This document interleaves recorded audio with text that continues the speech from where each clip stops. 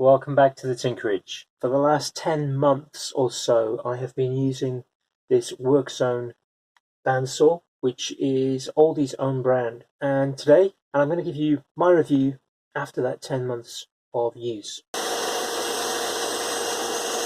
Okay, this will be available in store and off their website from Sunday the 2nd of June for £79.99. So let me just tell you a few things about it. You can obviously read more detailed information about the specification. Size-wise, it's not huge, of course. It's £80. It comes with a fence that attaches easy enough. It comes with a plastic push stick. It comes with a blade. Now I'm already on my second blade. The blade that comes with it is a 1/4 inch 6 TPI blade. Now I put this through its paces. Compared to my previous bandsaw, which was a Black & Decker that was well over 30 years old, this saw was absolutely amazing. I've replaced the blade with a 10 TPI blade from Axminster, and that's improved the cut massively. Now looking at the back of the saw, there's a few sort of key bits of information here which you might find useful. Power rating 350 watts. It will take between a 3.5 and a 12mm blade, and the length is 1.4 meters. So here's something that's really interesting. This bandsaw is actually produced by Shepak, and it's very similar to one of their models, their base model, which sells for about £120. I don't know if there are any particular differences, but essentially it's the same. This bandsaw also gets different colours and gets rebadged for a number of different suppliers. What I would suggest is the single biggest weakness is the table. This is a pressed steel table, and there can be quite a lot of vibration. Now in use that's not too big of a problem, but if you're used to a cast iron bed, you will probably notice that as a significant issue. It is adjustable. There's adjustment under here to alter the angle in that plane. Dust extraction is essential. There is a port at the back, so it might need, I use a right angle adapter with it when I'm using it with my vacuum, partly because I don't have huge amounts of spacing here.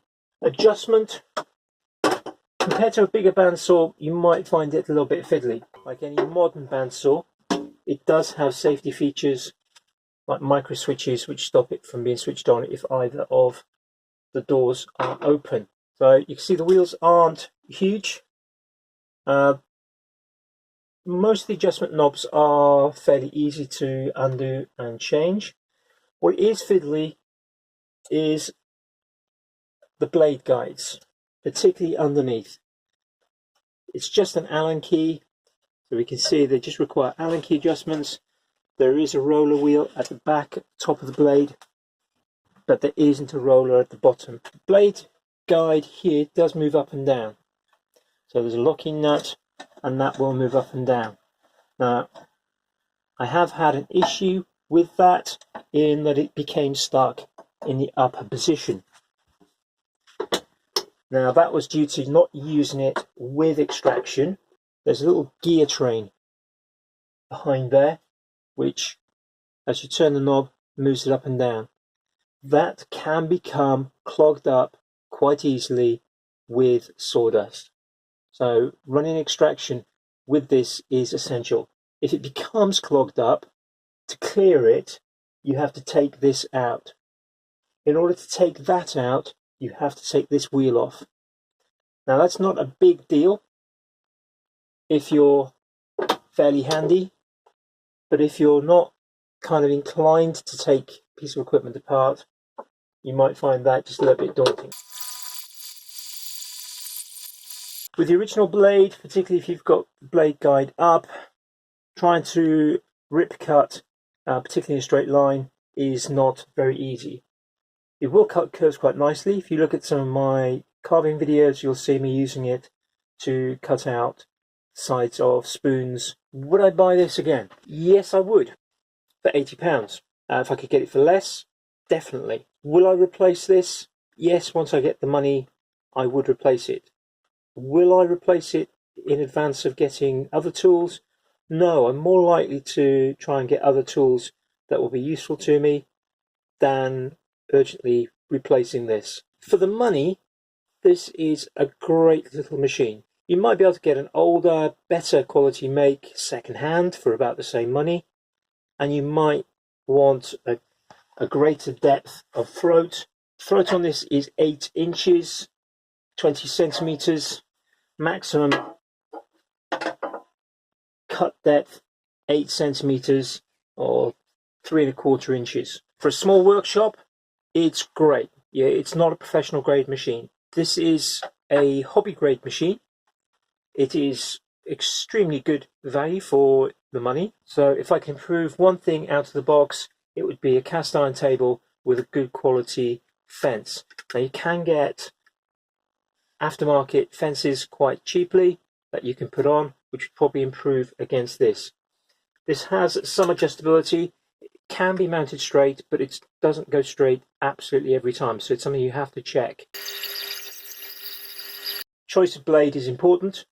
If you buy one, my number one piece of advice is try and get some replacement blades as quickly as possible. There are a number of sources of reasonably priced blades. You could get a couple of different styles, wider blades for ripping, narrower blades for more curved cuts. Replacement blade, I would suggest, is important. Replacing the blade will improve the performance very cheaply and very easily. The stock blade is okay, but I would say only okay. If you're used to a very old machine or not very good quality machine, then you might find that it's a massive improvement, as I did. But if you put on good quality blades, as I have now done with replacing that one, then yes, you'll find it is even better. So I hope you find this useful. If you've got questions, put them into the comments. I'll try and answer them. Bye for now.